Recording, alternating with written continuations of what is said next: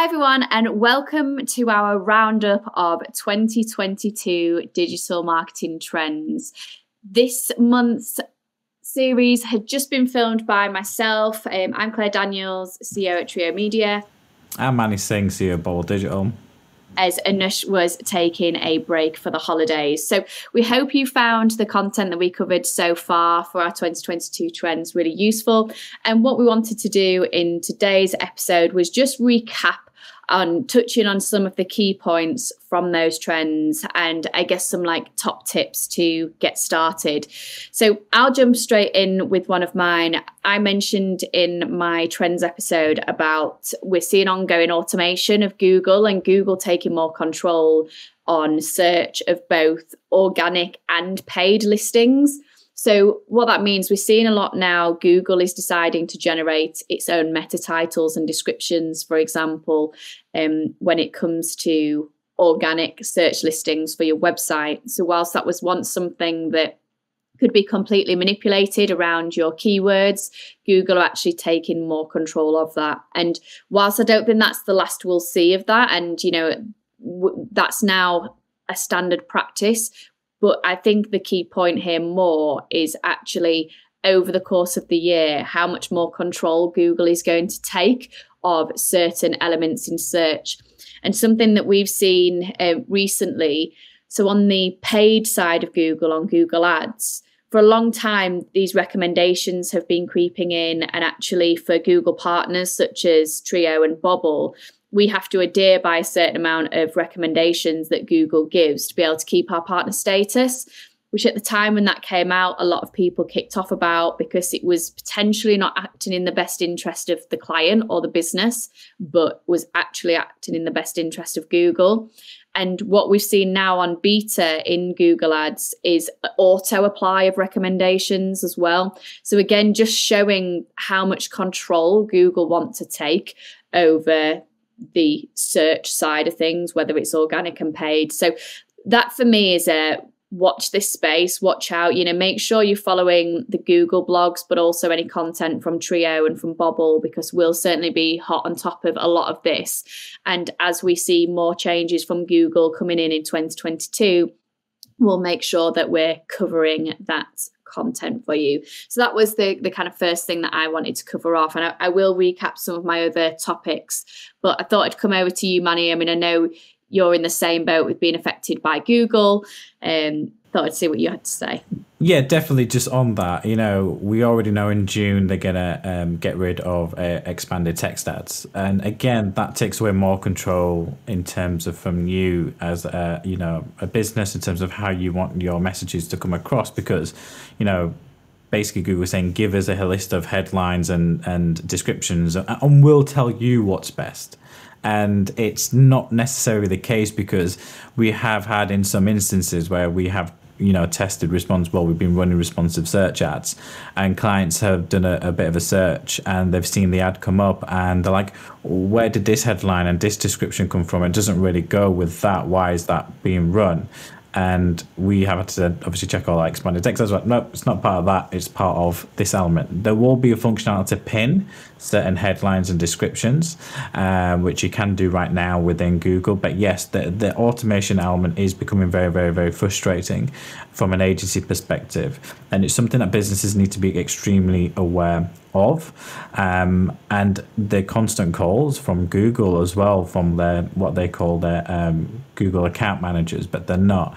This is where, as part of one of my key takeaways, is it's all about your data analysis that you do within the platform. It's what's really going to stand out in terms of stand agencies out in particular, and the best performing companies in this element is within Google is how the level of data analysis that you do outside of the platform, combining Google Analytics, your internal data and customers, and understanding what kind of messaging and what kind of products and keywords you do, but also optimizing your website extremely well from a technical SEO perspective so that the user journey is fluent throughout. Different elements are going to have to take a key role and a key step to improve your Google Ads performance moving forward, and that automation is only going to continue to get more automated by Google. It's not something they're going to stop. So over the next 2-3 years, it's going to be very, very data focused in terms of how you make changes and how you implement changes within Google Ads and how they do that.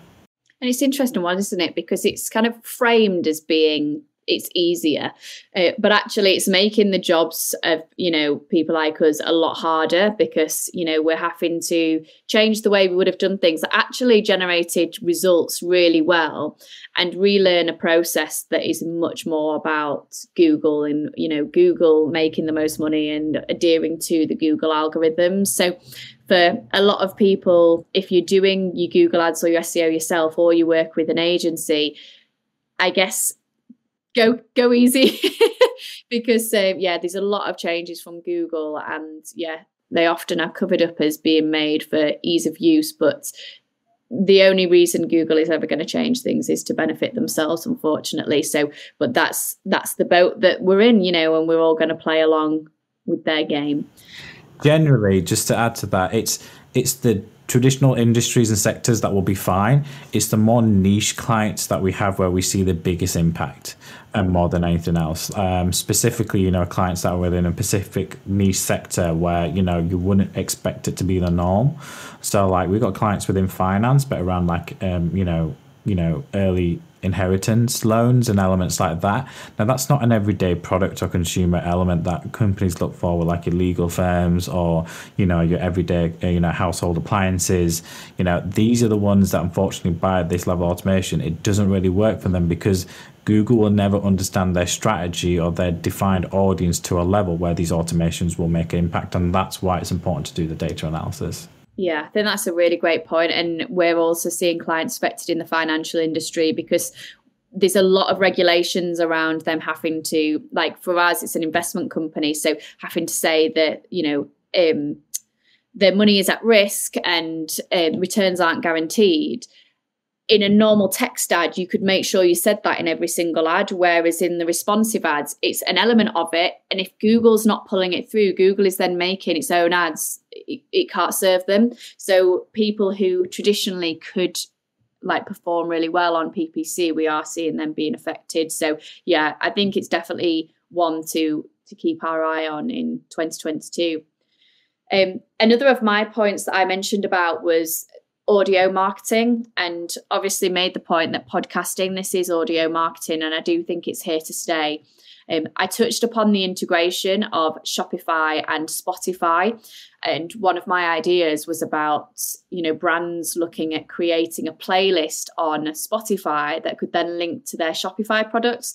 We have looked into this further since then, and currently you need to be an artist on Spotify to be able to do the Shopify integration and sell your services. So it is very much currently led for the music industry. However, if you are considering podcasting or any type of audio marketing, then you could look at becoming an artist on Spotify.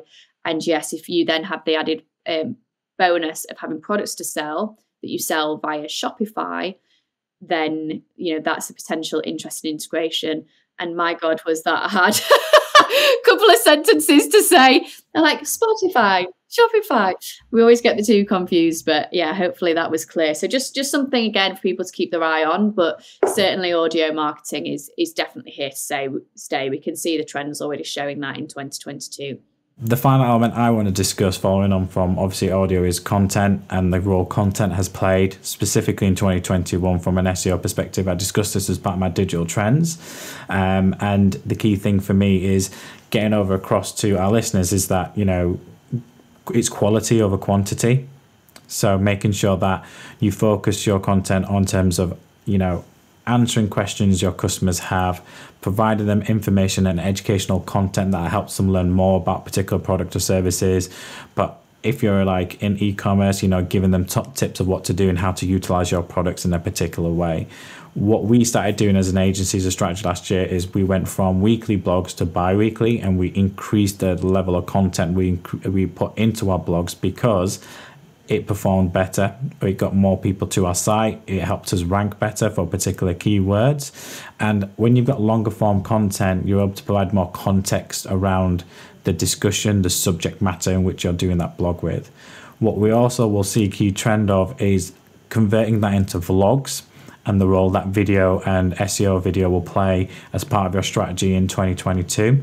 So, regurgitate that content, make a short video about it, and you can use that to actually drive people to the actual physical written content on your website, which would be a good strategy in place.